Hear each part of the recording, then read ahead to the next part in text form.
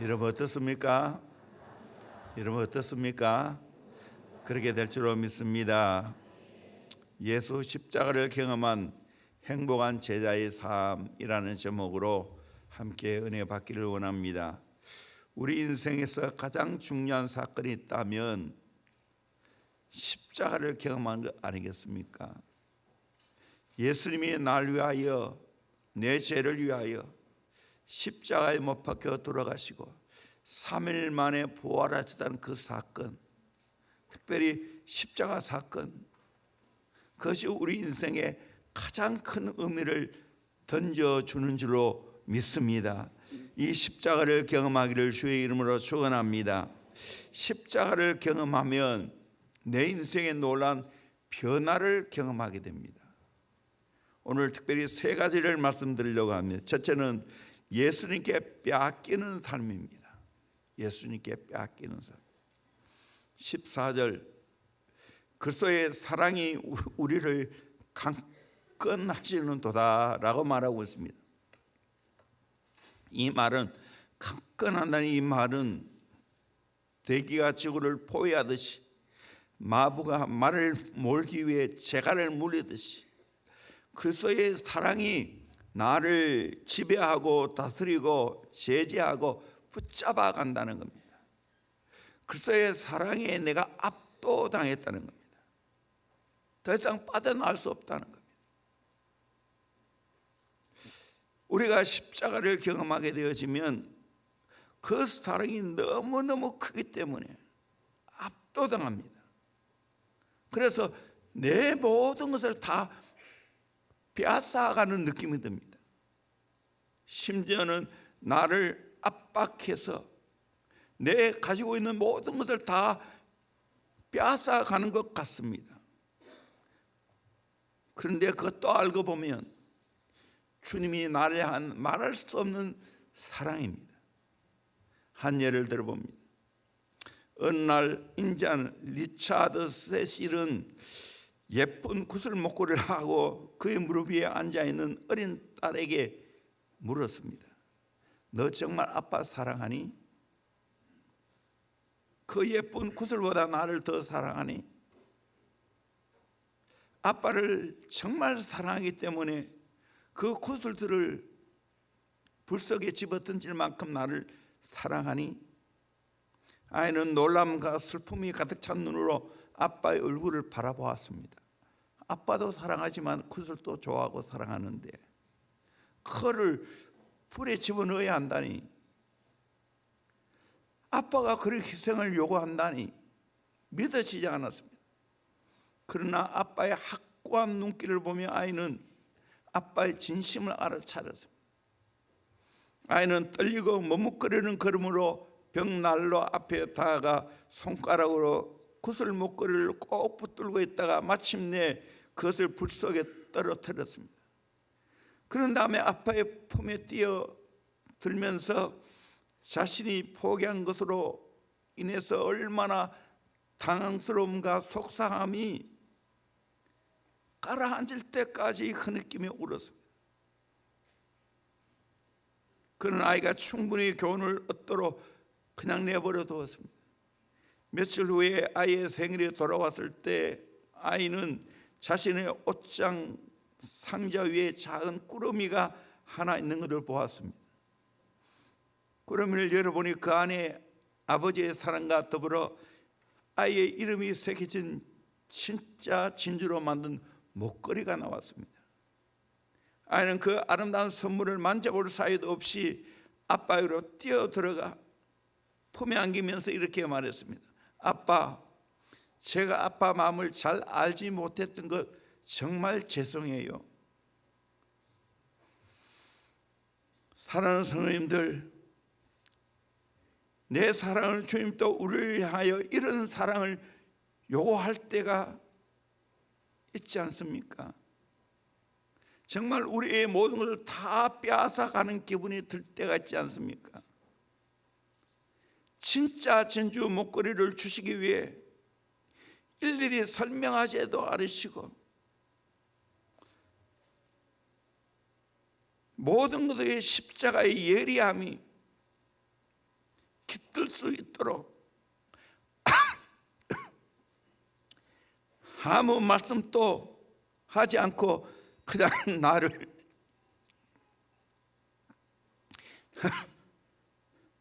내버려 두는 것 같이 느껴질 때가 있지 않습니까? 그냥 광야를 통과하면서 지치고 피곤한 세월이 지나가도록 그냥 주님이 나를 내버려 두는 것 같습니다. 그런데 얼마 후에는 그 이유를 알지요. 예수님의 사랑이 가장 귀한 사랑이고 세상 그 어떤 것보다도 압도할 만큼 사랑이라는 걸, 그걸 경험시켜 주기 위해서 하나님은 내 모든 것을 빼앗아 가는 것 같은 느낌이 들 때 있습니다.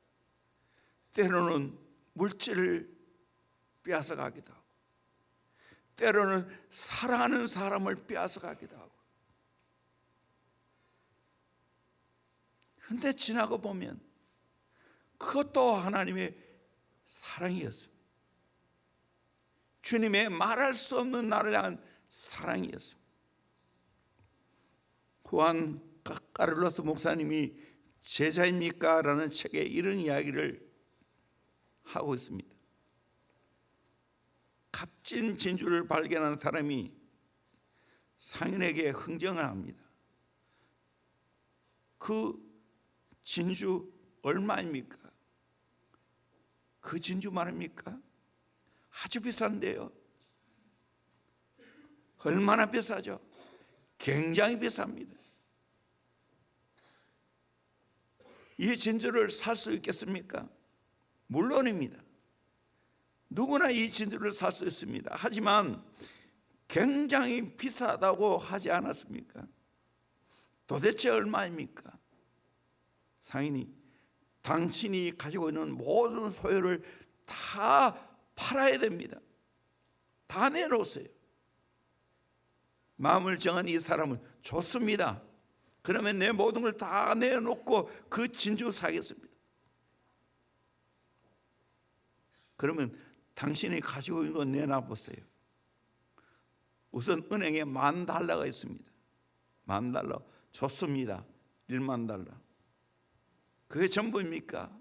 아니요. 지금 내 주머니에 돈이 얼마 있군요. 30, 40, 50, 60, 80, $100 있습니다.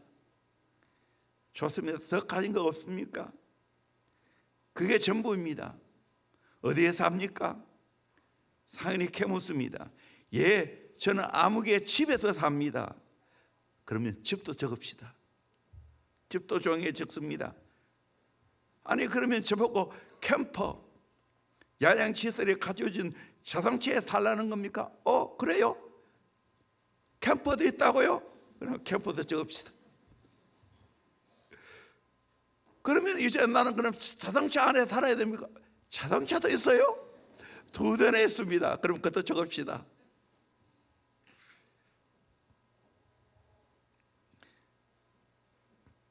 돈, 집, 캠퍼, 자동차, 더 이상 무엇을 원하십니까? 혹시 당신 가족 있습니까? 예, 아내와 자식이 있습니다. 그것도 적으세요. 아내 이름, 자식 이름. 이제 정말 저는 가진 게 없습니다. 몸뚱이 하나밖에 없습니다. 몸뚱이 있네요. 그럼 이름 적으세요.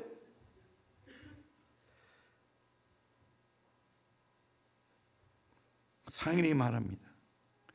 이제 당신의 모든 것은 내 것이 되었습니다. 아내, 자식, 집, 돈, 자동차. 그리고는 이어서 말합니다.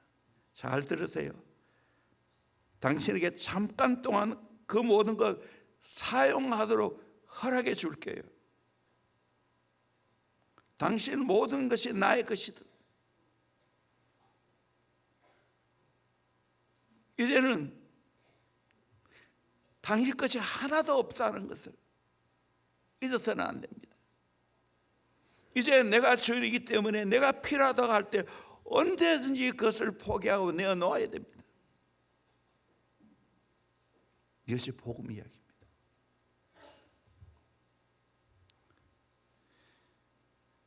주님 살려고 합니까?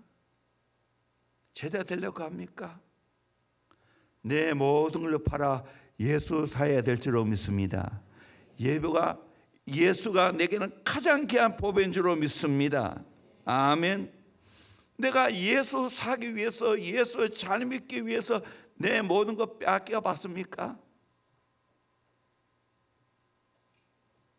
내 가진 것을 빼앗긴 만큼 예수님이 내게 와닿습니다. 내 모든 걸 팔아 예수 샀다면, 내 모든 걸 팔아 포기하고 예수 샀다면 내 인생에 가장 귀한 분은 예수입니다. 알고 보면 예수가 내게 가장 귀한 분이죠. 나를 위해 십자가에 못 박혀 돌아가신 분 아니겠습니까? 고귀한 자기의 생명 바쳐 우리를 사주었지 않습니까? 하나님의 자녀로 삼아 주었지 않습니까? 우리에게 선한 목자로 내가 부족함이 없는 삶을 살게 해 주었지 않습니까?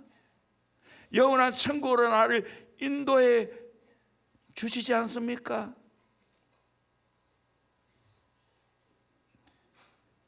그러기에 내가 예수님을 사랑하면 내 가진 모든 것 절대로 빼앗기지 않는 복을 받게 될 줄로 믿습니다. 아멘. 여러분 정말 내 몸을 팔아 예수 사봤어요. 이때는 나는 더 이상 빼앗기지 않습니다. 다 예수님 것이에요. 그냥 나는 내게 아니기 때문에 내려오면 되는 거예요. 자유인이 되는 거예요. 예수님이 하신 말씀이 있습니다. 누가복음 10장 41절에 주께서 대답하여 이르시되 마르다야 마르다야 내가 많은 일로 염려하고 근심하나 몇 가지만 하든지 혹은 한 가지만이라도 족하니라. 마리아는 이 좋은 편을 택하였으니 빼앗기지 아니하리라 하시니라. 마리아는 좋은 편을 선택했기 때문에 빼앗기지 않는다고 말하고 있습니다. 마리아는 예수님 선택했습니다. 마리아는 예수님 발치에 앉아서 말씀 듣는 것 선택했습니다. 결코 빼앗기지 않은 것 선택했습니다. 우리는 결코 빼앗기지 않은 것 선택해야 될 줄로 믿습니다. 영원한 것 선택해야 될 줄로 믿습니다. 바로 예수 선택하는 것인 줄로 믿습니다. 아멘. 값진 보화 비유, 값진 진주 비유, 우리에게 뭘 가르쳐주고 있습니까? 하나님 나라는 너의 모든 것을 팔아 사야 된다고. 예수 믿는 거, 너 모든 걸 팔아 예수 사는 거라고. 이제는 그래서 내게 없고 다 주님 것이고 나는 청직으로 살아가는 겁니다. 이렇게 살아갈 때 정말 결코 빼앗기지 않는 복된 삶을 살게 되는 줄로 믿습니다. 할렐루야. 내 마음속에 그리스도의 사랑이 나를 강건하시는도다. 그리스도의 사랑은 내게 전부로 와닿는 줄로 믿습니다. 이제 더 이상 거기서 빠져나갈 수가 없는 겁니다. 거기에 내가 압도당하고 포로되어 살아가는 겁니다. 여러분, 성찬은 바로 그거예요. 예수님 나를 위해 죽으시고 부활하셨어요. 나를 위해 죽으신 것을 기념하는 거예요. 십자가의 사랑이 나를 다시 한 번 더 압도하고 있다는 것을 깨닫고 경험하는 겁니다. 두 번째로 예수님께 헌신하는 삶입니다.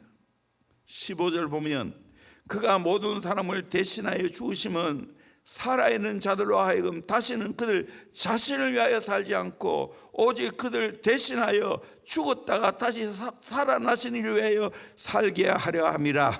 아멘.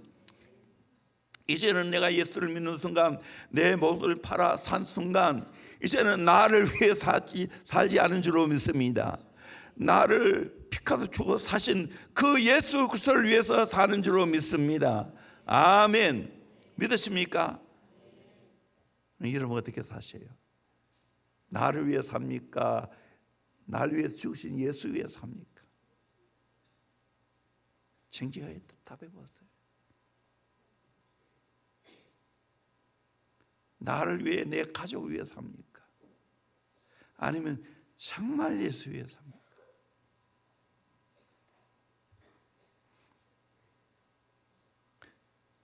나 같은 죄인을 위해서 예수님이 십자가에서 피 흘려 살찌려 주심으로 나를 살려주었다는 걸 깨달으면 나는 이제 더 이상 날 위해 살지 않습니다.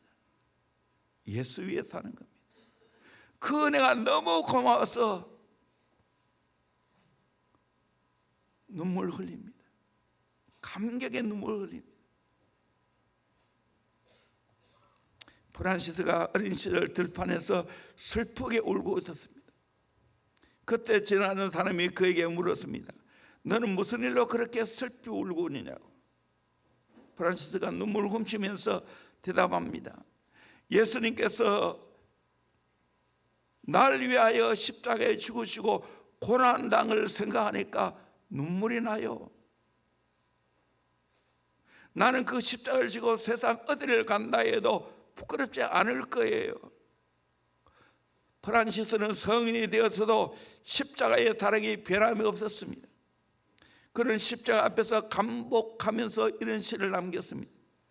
주님을 사랑하고 싶어라. 내 마음 다하여 모든 것 다하여 그 무엇보다 그 누구보다 내 마음이 내 속에 녹기까지 주님을 사랑하고 싶어라. 프란시스는 십자가의 사랑에 너무 감격해서 너무 울어 시력을 잃을 정도였습니다. 그 뜨거운 사랑 때문에 그는 20살이 채 되기 전에 세상의 부와 야망을 버리고 주님처럼 살기로 결심했습니다. 심지어 가지고 있는 모든 걸 버리고 주의 말씀을 실천하여 가난한 자들과 함께 살았습니다. 나중에는 주님처럼 자신의 손과 발에 십자가의 흔적, 상흔이 생길 정도로 십자가를 묵상했습니다. 우리도 진짜 십자가를 묵상하고 경험하면 이런 뜨거운 감격의 순수한 눈물이 나게 될 줄로 믿습니다. 그 은혜를 깨닫기를 주의 이름으로 축원합니다. 우리 찬송가 143장 찬송합니다.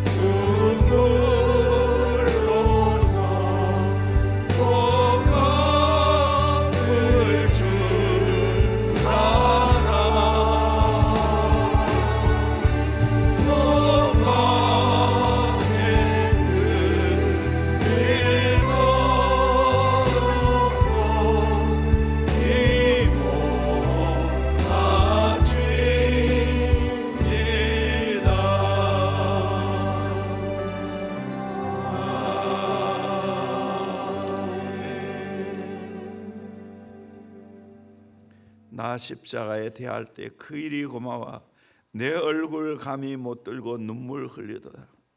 늘 울어도 눈물로서 못 갚을 줄 알아. 몸밖에 드릴 것 없어 이 몸 마칩니다. 그러면 이제는 내 거 아니잖아요. 예수님 거잖아요. 예수님 뜻대로 살아야지. 예수 위에 살아야 되지. 한 걸음 더 나아가서 예수로 살아야 되지. 어느 신학자가 평생 목회와 신학을 병행해서 사회 가다가 은퇴한 후에 이런 고백을 합니다. 설교는 은이다. 신학은 동이다. 기적은 철이다. 주님을 닮으려고 하는 삶은 금이다. 무지하게도 나는 은과 동을 추구하며 살아왔다. 때로는 녹슬어 없어질 철을 구하면서 부지런히 달려왔다. 이제는 금을 추구하면서 살려고 한다. 십자가에 못 박히신 예수님을 닮아가는 삶으로 내 여생을 보내려고 한다. 왜 이번에 우리 2주간 특별 기도를 하면서 주님을 본받는 행복한 제자의 삶이라고 했습니까? 주님을 본받는 게 전부더라고요. 다 다른 것은 지나가더라고요.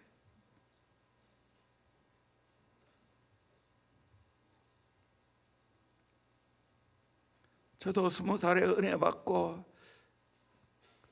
비로소 참으로 십자가 생각하고 눈물 흘렸어요. 그 처음이에요.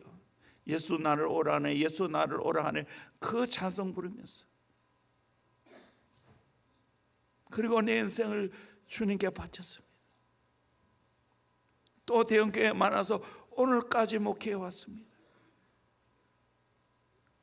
이런저런 하나님의 은혜와 축복을 많이 주셨지요. 많이 부러워합니다. 그러나 가장 나에게 귀한 것은 뭡니까? 결국 예수밖에 없어요. 예수 위에 사는 것밖에 없어요. 예수께 내 인생 헌신하고 드리는 것밖에 없어요. 우리 예수 닮아갑시다. 예수 본받읍시다. 온유하고 겸손하시 예수님 본받으십니다. 그래서 사람들이 나를 보고 저것이 예수 믿는 삶이구나. 나도 저렇게 살아야 되지. 해야 되지 않겠어요? 영국에 한때 가장 위대한 2분 있습니다. 한 분은 웨슬러 목사님이고 감리교를 창설하신 분이죠.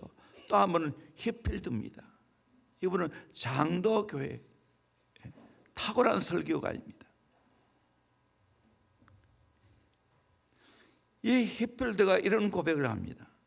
내 존재가 녹이 슬어 없어지느니 차라리 따라서 없어지는 것이 더 행복하다. 심지어 죽기 전까지 영혼을 살리려고 힘을 썼습니다. 죽음이 임박했다는 사실을 알고도 설교를 강행하면서 이렇게 기도했습니다. 주님, 저는 주님의 일에는 단 한 번도 지쳐본 적이 없습니다. 주님의 일에 실증을 느껴본 적이 또한 없습니다. 그러나 주님, 제가 아직 갈 길을 다 가지 못했다면 저로 하여금 다시 한번 들판에서 주님의 복음을 말하게 해주세요. 그렇게 복음을 전함으로 모든 사람을 새 생명으로 탄생시켜 주시옵소서.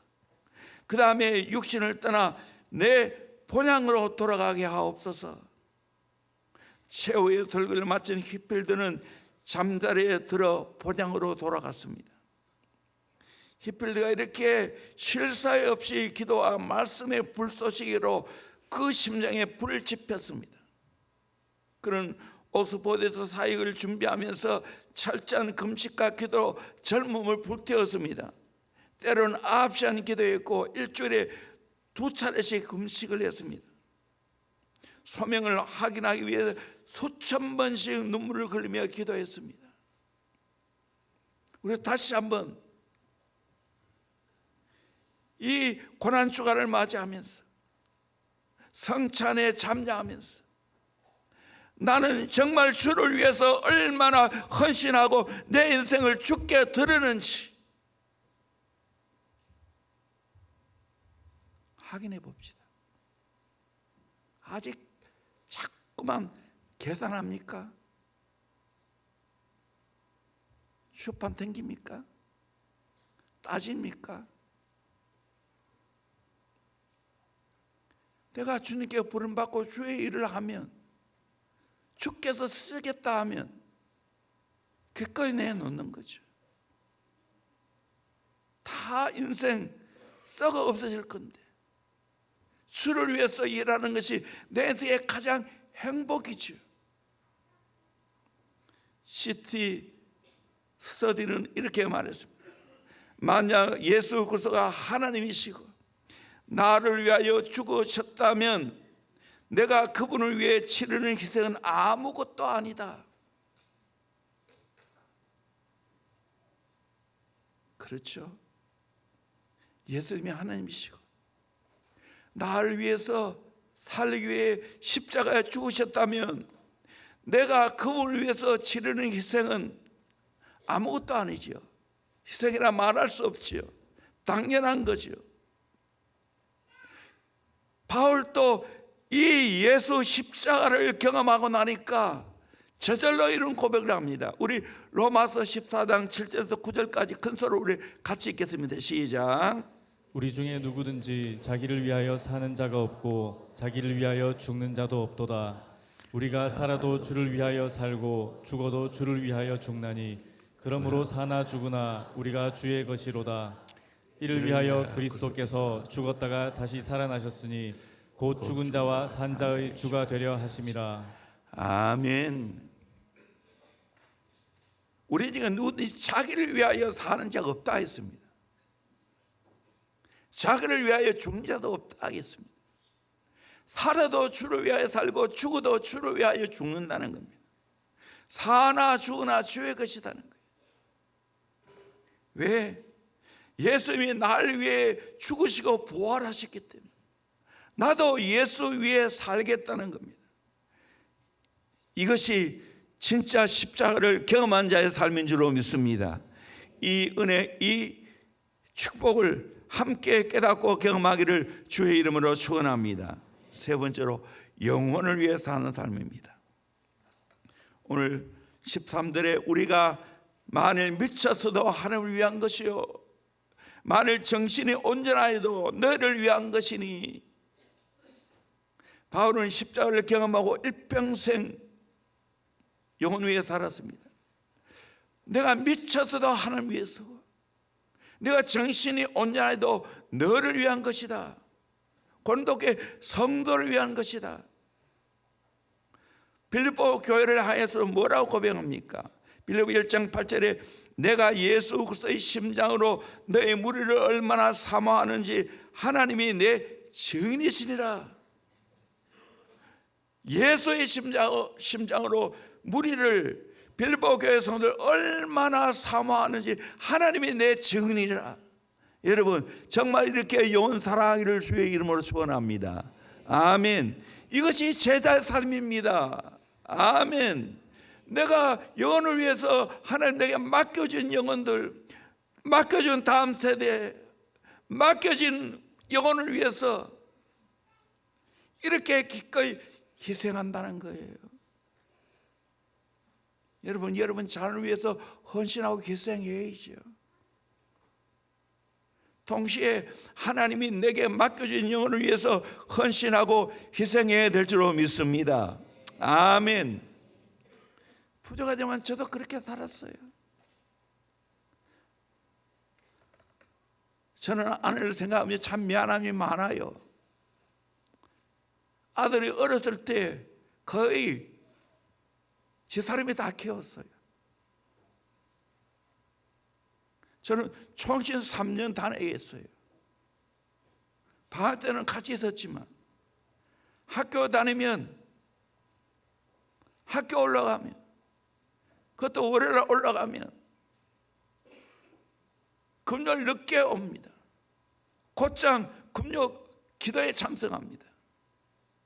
그리고 토요일 되면 우리 청년들과 함께 거의 교회에서 같이 지냈어요. 같이 전도도 하고 제자 훈련하고, 그래서 파김치가 되어서 주일날 갑니다. 또 월요일 올라가고.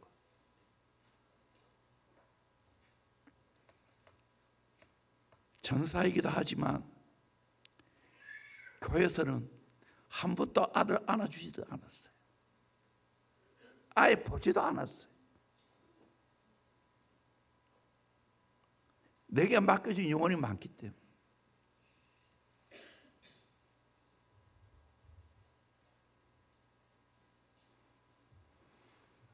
물론 부모가 자녀 책임져야 됩니다. 그러나 하나님이 내게 맡겨진 영혼이 있다면 때로는 그 자식보다도 더 내놓고 사랑하는 거예요. 이게 영혼 사역이에요. 우리 교회 목자 목녀들이 이렇게 영혼을 사랑함으로 섬겨주어서 오늘 대형교회가 있는 겁니다.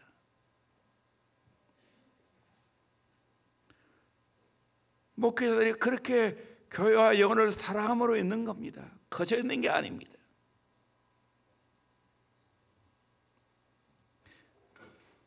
바울의 고백을 봅시다. 빌립보서 1장 20절 같이 보도록 합니다. 시작. 나의 간절한 기대와 소망을 따라 아무 일에든지 부끄러워하지 아니하고 지금도 전과 같이 온전히 담대하여 살든지 죽든지 내 몸에서 그리스도가 존귀하게 되게 하려 하나니. 아멘. 살든지 죽든지 내 몸 그리스도가 존귀하게 된다고. 21절입니다. 이는 내게 사는 것이 그리스도니 죽는 것도 유익함이라. 내게 사는 것이 그리스도니 죽어도 괜찮다는 거예요. 그리스도와 함께 같이 살기 때문에. 22절입니다. 그러나 만일 육신으로 사는 이것이 내 일의 열매일진데 무엇을 택해야 하는지 나는 알지 못하노라. 그런데 육신으로 사는 것이 내 일의 열매라는 거예요. 하나님 맡겨주는 일이 있다는 거예요. 나는 진짜 원하는 것은 하나님 나라 가는 건데 이 땅에 일이 있다는 거예요. 23절입니다. 내가 그 둘 사이에 끼었으니 차라리 세상을 떠나서 그리스도와 함께 있는 것이 훨씬 더 좋은 일이라 그렇게 하고 싶으나. 예. 그리스도와 함께 사는 게 훨씬 좋다고 말하고 있어요. 그러나 왜 이 땅에 사는가? 24절입니다. 같이 읽겠습니다. 시작. 내가 육신으로 있는 것이 너희를 위하여 더 유익하리라. 아멘. 내가 육신으로 있는 것이 너희를 위하여 더 유익하다고. 성도들 때문에 내가 이 땅에 힘드는 세상이지만 성도 유익을 위해서 살아간다는 거예요. 이 말은 영혼 위해 살아간다는 거예요. 여러분, 목회자만 이렇게 살라는 말입니까? 아니에요. 성경은 그렇게 안 가르쳤어요. 구별하지 않았어요. 우리 모두가 다 영혼 위해서 살아가야 되는 거예요.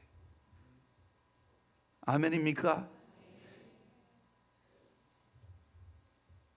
십자가를 경험하면 하나마다 귀한 영혼 위에 사는 거예요. 내 자식만 붙들고 있다는 것은 그건 아주 이기적이에요. 그거 넘어서야 돼요. 때로는 내가 정말 하나님 맡겨준 영혼을 위해서 하다 보면 하나님이 내 자녀 책임져 주실 줄로 믿습니다. 그렇다고 내가 자식 사랑 안 합니까?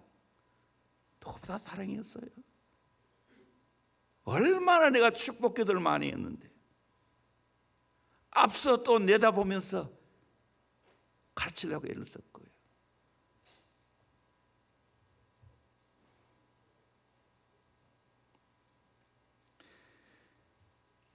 (1970년) 소련 공산당 시절 스탈린을 비난했다는 이유로 한 청년이 강제 수용소에 갇히게 되었습니다.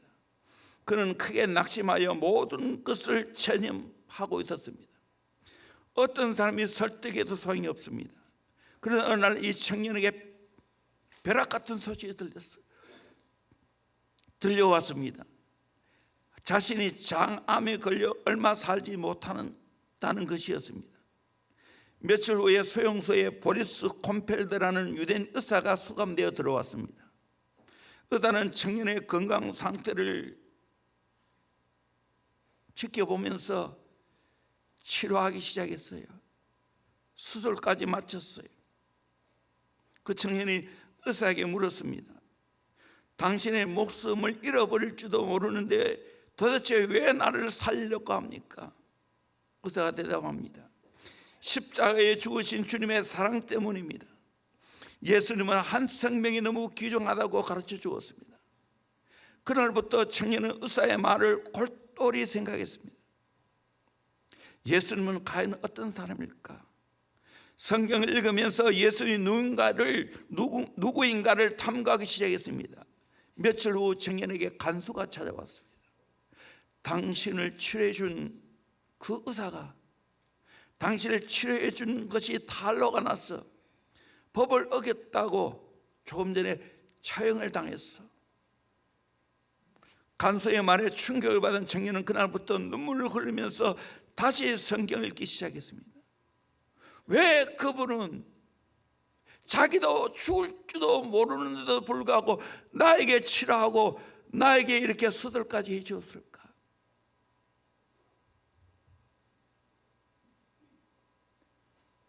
바로 그 의사는 십자가의 사랑을 깨달았기 때문에 그렇게 실천한 것입니다. 그 청년이 1974년 서방 세계로 추방되어 노벨 문학상을 수상했던 솔제니친입니다. 십자가의 사랑이 소망을 잃고 방황하는 한 청년을 살려냈습니다. 오늘 또 저와 여러분이 이 십자가의 사랑을 깨닫는다면 이 귀한 십자가의 사랑을 전해줘야 될 줄로 믿습니다. 알게 해줘야 될 줄로 믿습니다. 아직도 이 십자가의 사랑을 모르는 사람이 너무나 많습니다. 우리가 진짜 실천하면서 이 십자가의 사랑을 전해줘야 됩니다. 그게 온 사랑입니다. 바울이 그렇게 살아갔습니다. 영혼 사랑에 불타는 전도자가 있었습니다. 1994년 총신대학교 신학대학원에 재학 중이었던 김종웅 전도사가 있었습니다. 그는 26살의 젊은 나이에 하나님의 부름을 받았습니다. 나중에 그 유품을 정리하면서 이런 글이 적힌 메모를 발견했습니다. 이제는 영혼을 사랑할 시간밖에 없습니다.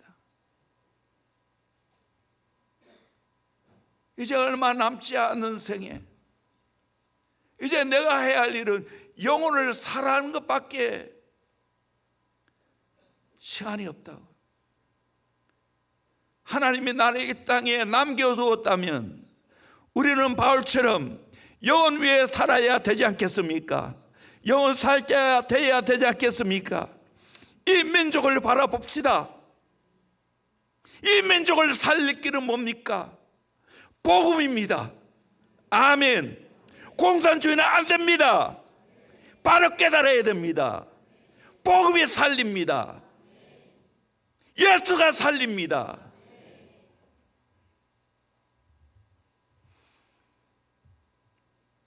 이 나라 위해서 기도 많이 해야 됩니다. 선거도 잘해야 됩니다.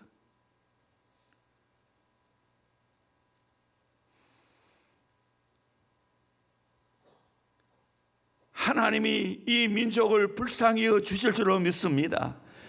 긍휼히 여겨 주실 줄로 믿습니다. 통일 한국 시대를 이어가게 하실 줄로 믿습니다. 땅끝까지 선교하는 선교 한국을 열어가실 줄로 믿습니다. 우리는 뭘 해야 됩니까? 뭐로 무장해야 됩니까? 영혼 사랑으로 무장해야 되지 않겠습니까? 아멘. 이 사랑으로 무장하기를 주의 이름으로 소원합니다. 이런 젊은이가 필요합니다. 이런 40대 50대가 필요합니다. 잘못된 사상으로 물들어 있습니다.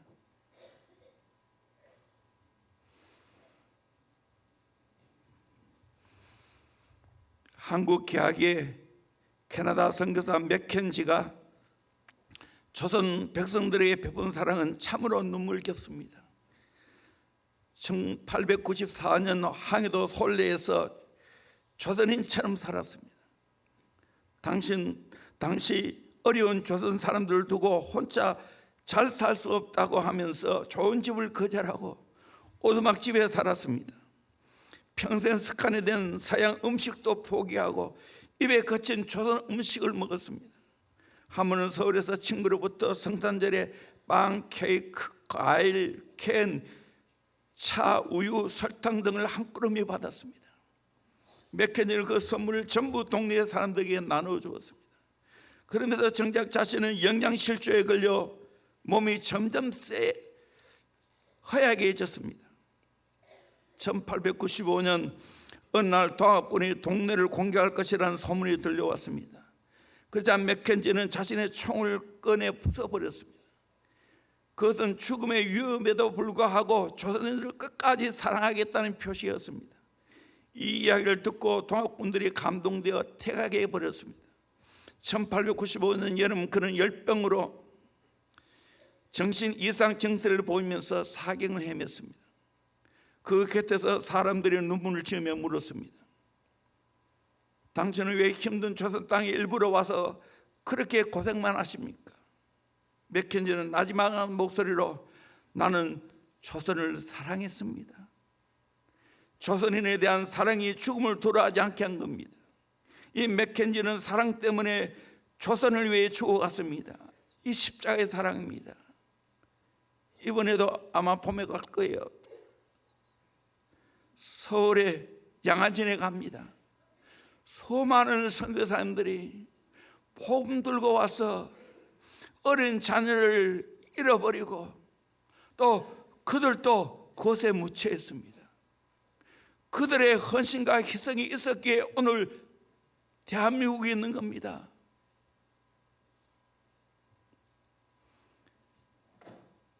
이렇게 원조받는 나라가 원조하는 나라는 지금 유일합니다.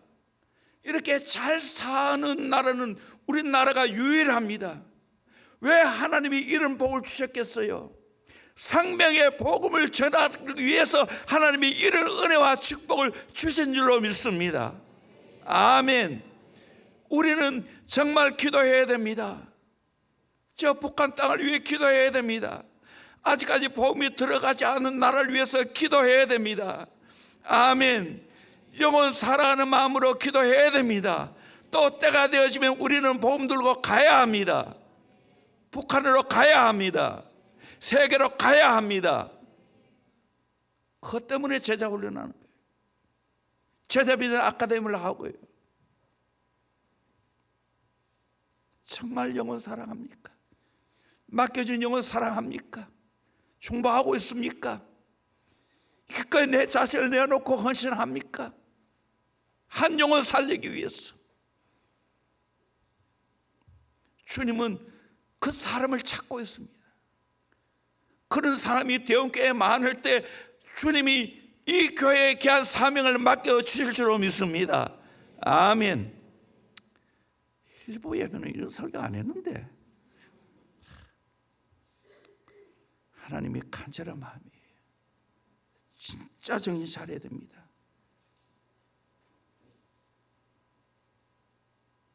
저는 어느 때보다 지금 기도 많이 하고 있어요. 이 민족 살려달라고.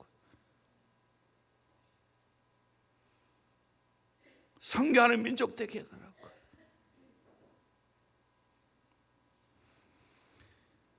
더 복음으로 무장해야 됩니다. 복음으로 살려내야 됩니다. 아멘. 그거 외에는 답이 없습니다. 다 가짜입니다. 속으면 안 됩니다. 창끝이라는 영화가 있지 않습니까? 이 이야기는 침 엘리엇의 부인인 엘리자벳 엘리엇의 전능자의 그늘이라는 책과 네트 센트의 아들이었던 스티브 센트가 쓴 책 창끝이 있습니다. 남미 에콰도르 와다니 아카족이라도 하기도 합니다. 흉포하기로 소문났지만 경비행기를 타고 그곳에 선교하러 갔습니다. 그것도 사랑으로 접촉을 했습니다. 경비행기를 타고 와다니족과 접촉하기 위해 떠나던 날 아들은 아버지에게 묻습니다. 와다니족이 공격하면 아빠는 방어하기 위해서 총을 쏠 건가요? 아들아, 우리는 와다니족에게 총을 쏠 수 없단다.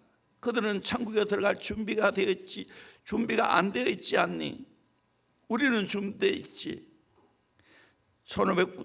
1956년 1월 8일 주일 아침 와다니족에 의해 창에 찔려 순교를 합니다. 세인트는 창 끝에 찔려 죽으면서 자신을 찌른 자를 향해 말을 합니다. 당신은 나의 친구입니다. 이 소식을 듣고 아내들이 와다니족에게 가기로 결심하고 성전 훈련을 받고 침 엘리엇의 부인은 간호학을 공부합니다. 그들을 위해 언어를 배우며 상처를 치료해주고 농사법도 가르쳐주고 하면서 그들의 변화를 지켜갑니다. 많은 시간이 흐른 후에 센트의 아들 스티브가 그곳에 방문하고 아버지를 죽였던 키모는 그 강가의 모래톱으로 들어가 자신이 바로 아버지를 죽인 살인자라고 고백하면서 창끝으로 자기를 찔러 죽이라고 합니다. 순간 고통과 분노로 스티브의 손이 떨렸지만 곧 이성을 찾고 이렇게 이야기합니다.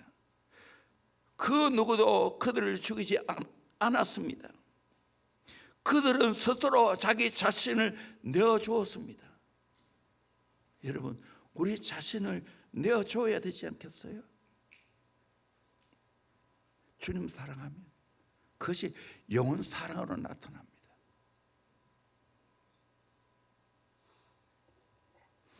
침 엘리엇의 일기장에는 이런 기도문이 있다고 합니다.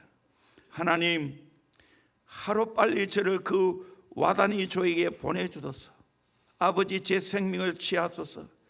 주의 뜻이라면 제 피를 취하소서. 제 것이 아니기에 아끼지 않겠습니다. 주님 가지소서. 다 가지소서. 나의 하나님, 제 삶은 주의 것이오니 다 태워주소서. 저는 오래 사는 걸 원치 않습니다. 다만 주 예수님처럼 꽉 찬 삶을 살고 싶습니다. 하나님, 저를 보내소서. 십자가 사랑을 진짜 경험했습니까? 그 십자가의 사랑에 압도당했습니까? 그러면 나도 모르게 정말 자발적으로 주를 위해 살아갑니다. 주님이 부탁한 대로 내 생명, 영혼을 위해서 드리게 됩니다. 그의 바울의 삶이었습니다. 그것이 침 엘리엇의 삶이었습니다. 수많은 우리 한국에 온 선교사님들의 삶이었습니다. 우리가 살아가야 하는 이유가 여기 있습니다. 바울이 말했죠. 고린도후서 12장 15절, 내가 너희 영혼을 위하여 크게 기뻐함으로 재물을 사용하고 또 내 자신까지도 내어 주리니 너희를 더욱 사랑할수록 나는 사랑을 덜 받겠느냐. 우리가 살아가는 목적이 영혼 위해서 살아가는 줄로 믿습니다. 영혼의 유익을 위해서 우리는 살아가는 겁니다. 사실 천국에 가니 훨씬 좋습니다. 이 땅에 내가 살아가는 목적이 바로 하나님 나라를 꿈꾸고 영혼 위에 사는 것인 줄로 믿습니다. 이런 귀한 삶을 살아가는 저와 여러분 되기를 주의 이름으로 축원합니다. 우리 찬송가 144장 1절 4절